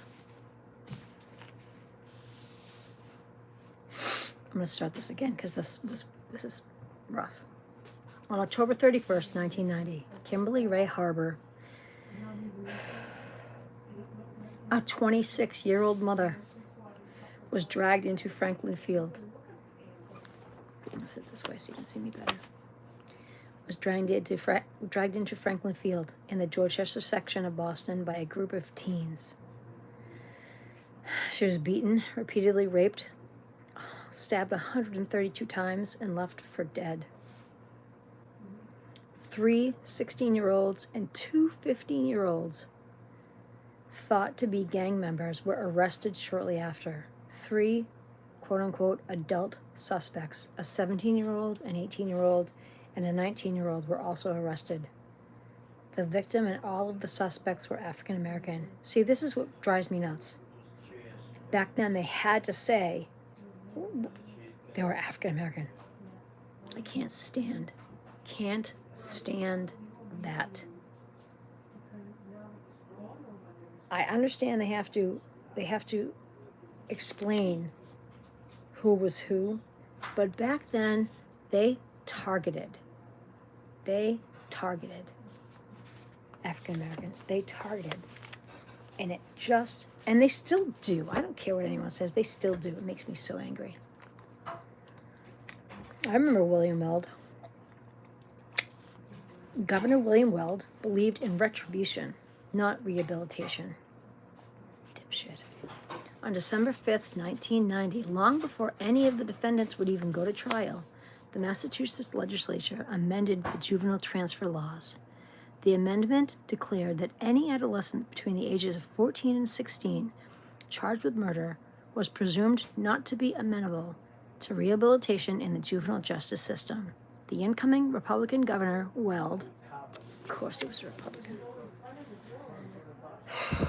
who took office just 2 days after the law became effective, enthusiastically supported this new amendment. The Coatney-Grant Amendment. 1 year after Harbor's murder, Charles Coatney, age 11, and Corey Grant, age 15, were shot and killed while playing in front of Charles's house in the Roxbury section of Boston. 2 15-year-olds and 1 16-year-old were arrested almost immediately. Both the victims and the 3 suspects were African American. I'm definitely going to pull another card after this. Christ. Prosecutors announced at the arraignment 2 days later that they would seek to have the youths tried as adults. This case would test the effectiveness of the new Harbor Amendment in getting adolescents into adult court. They're just trying to scare everybody into towing the line so that you don't get put away for life. That's all that was.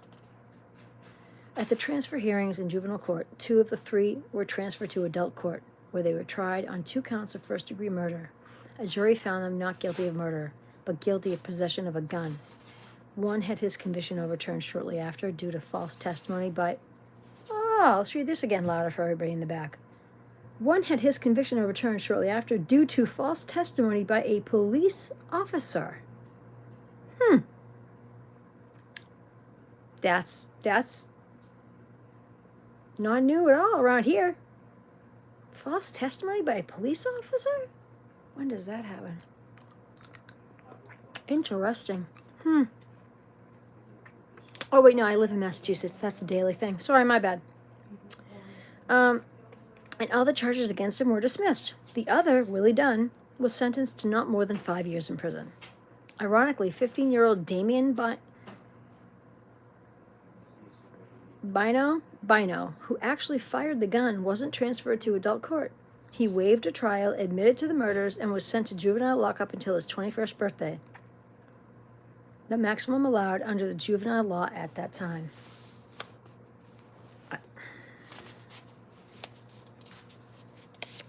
The Weld administration and outraged legislatures in response to Bino's sentence passed the Coatney-Grant Amendment, giving the prosecutor the right to appeal when a judge refuses to transfer an adolescent charged with murder to adult court.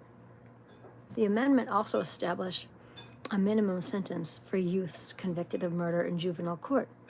15 years with eligibility for parole for first-degree murder, and 10 years with eligibility for parole for second-degree murder.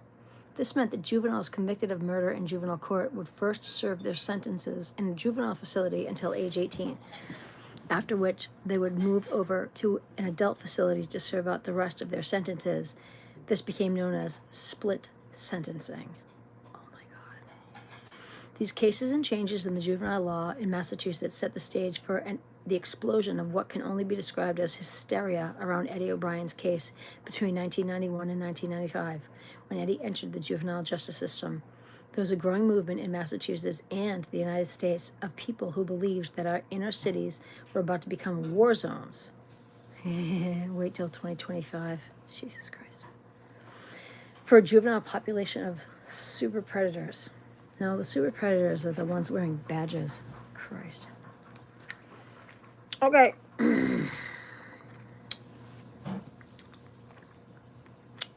Social scientist James A. Fox, a criminologist, warned of a bloodbath of violence that could soon wash over the land. Politicians from both major parties picked up the cry. Super predator dread had a racial component. It focused on young male African Americans.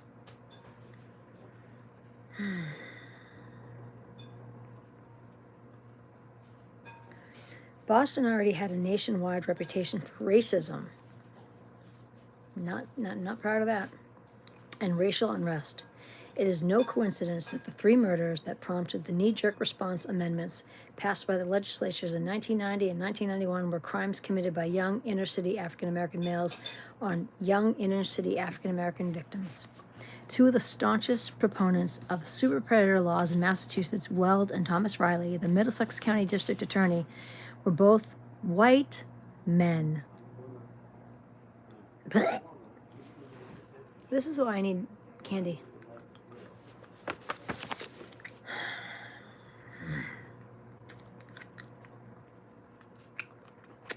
Okay. I can't. All right. The African American District Attorney for the inner city, Suffolk County, Ralph Martin, in whose county the 3 murders had actually taken place, remained silent on the issue. Silency is complacency. Silency is just as bad. You're complacent. I'm sorry.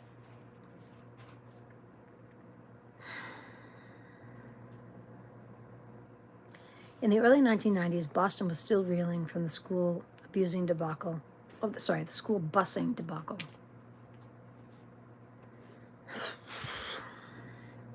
See, I'm starting to go crazy. I need to focus on the words.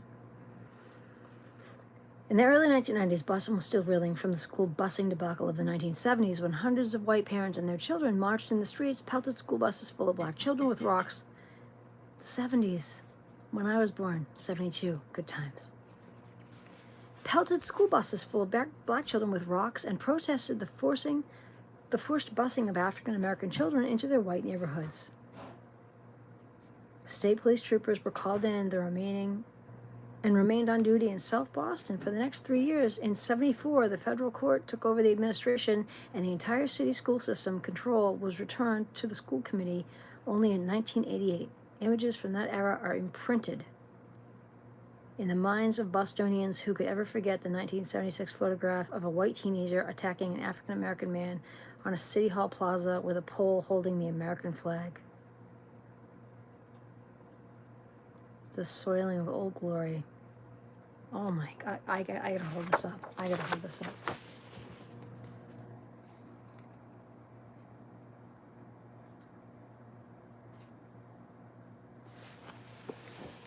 This is what I was born into.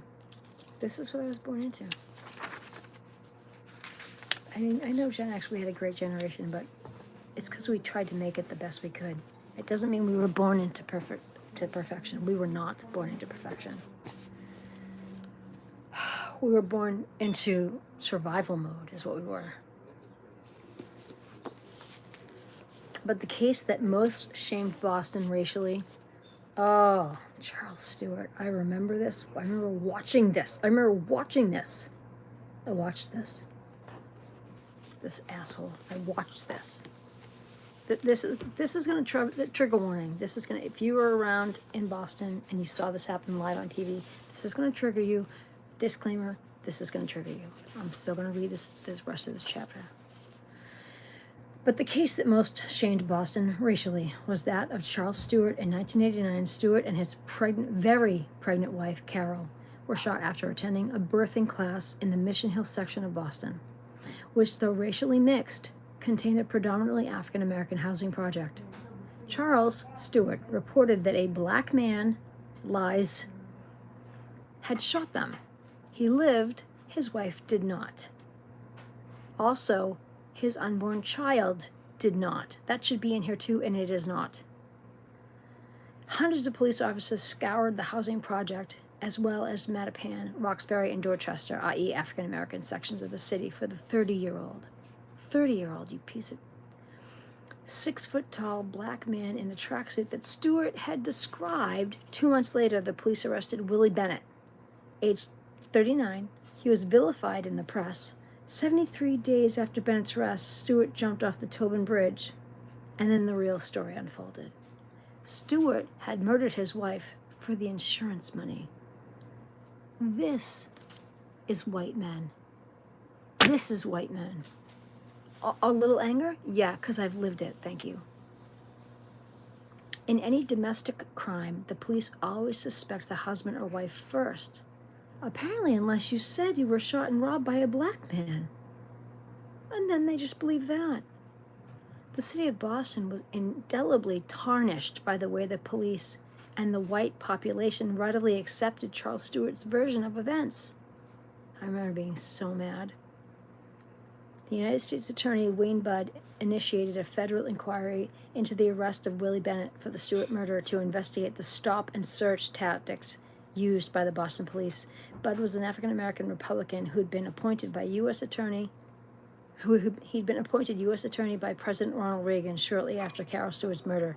He was also a close friend and former law partner by Democrat Thomas Riley, the Middlesex County District Attorney. In fact, the two had formed Budd and Riley, a Boston-based law firm, and the largest minority-dominated firm in New England. Good for him. Ralph Martin, who had become the Suffolk County District Attorney, worked there as an intern, then later for Budd at the U.S. Attorney's Office.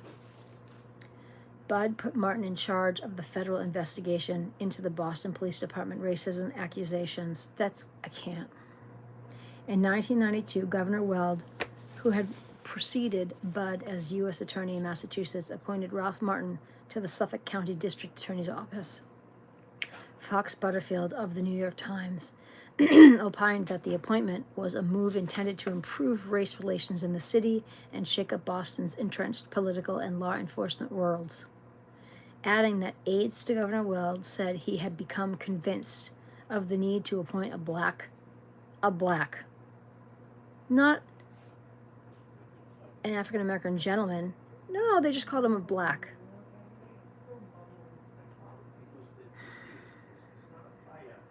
Such disrespect. I could throw up in my mouth. I'm so mad. He had become convinced that the need to appoint a black to the district attorney's post after the Los Angeles riots following the Rodney King police beating. He was also heavily influenced by Wayne A. Budd. Butterfield characterized Ralph Martin as a protege of Mr. Budd. Budd would, in 1997, become the campaign manager for Tom Riley in his run for Attorney General. On July 26, 1995, Thomas F. Riley walked into the courtroom in Somerville District Court for Eddie's arraignment. See, I'm getting flustered. For Eddie's arraignment, and announced that he would personally be trying the Commonwealth's case against Edward S. O'Brien. Never before had a sitting Middlesex County District Attorney personally tried a case, and certainly not a juvie case. Middlesex is the largest county in New England, encompassing 54 cities and towns. Over 250 assistant district attorneys try more than 35,000 cases a year in 19 courts. Riley's decision to be the lead attorney in the O'Brien case was seen by political pundits and newspaper reporters alike as his first public move to position himself for a run for state attorney general. This case would draw national attention to the entire juvenile reform. Hold on. I think I turned 2 pages instead of 1. Bear with me. Juvenile reform super predator debate that was Weld and Riley's agenda. It affected Martin because he was the DA in Suffolk County, now where the other teen murders had occurred. What many people didn't know in July 1995 was that Weld also had political aspirations, and they were much more immediate.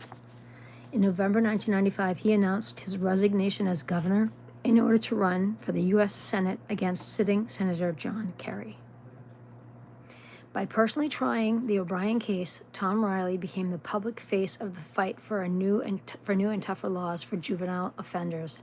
He would become the first prosecutor to use the Copley-Grant Amendment to appeal the initial decision to keep Eddie in juvenile court.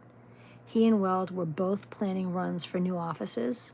They were united in their fight to change the juvenile justice laws. Riley and Weld would both benefit politically.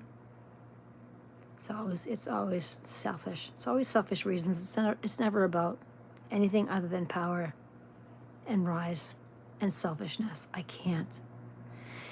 They were united in their fight to change the juvenile justice laws. Riley and Weld would both benefit politically from this case.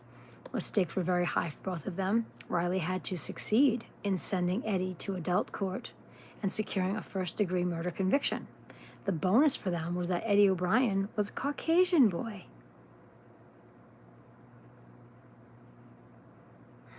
Riley would show the critics that white semi-urban juveniles charged with murder were prosecuted just like their African-American inner-city counterparts. Riley was prosecuting one of his own, a white Irish Catholic altar boy. Weld and Riley could not have asked for a better scenario.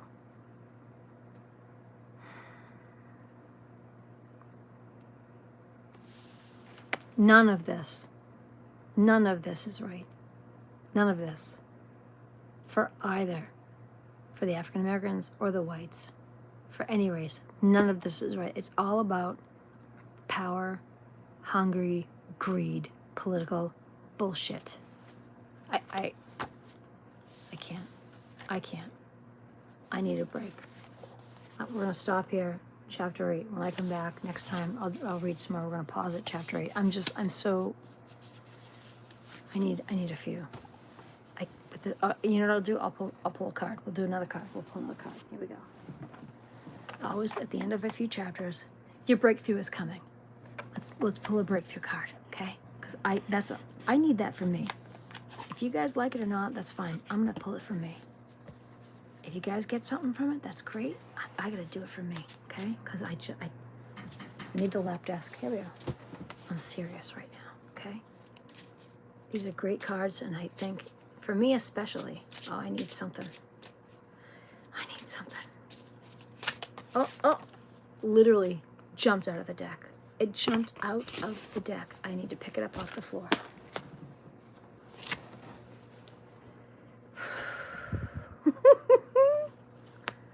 I know it's backwards. Small wins matter. Small wins matter. I find it in the deck, in the book. Small wins matter. Hold on.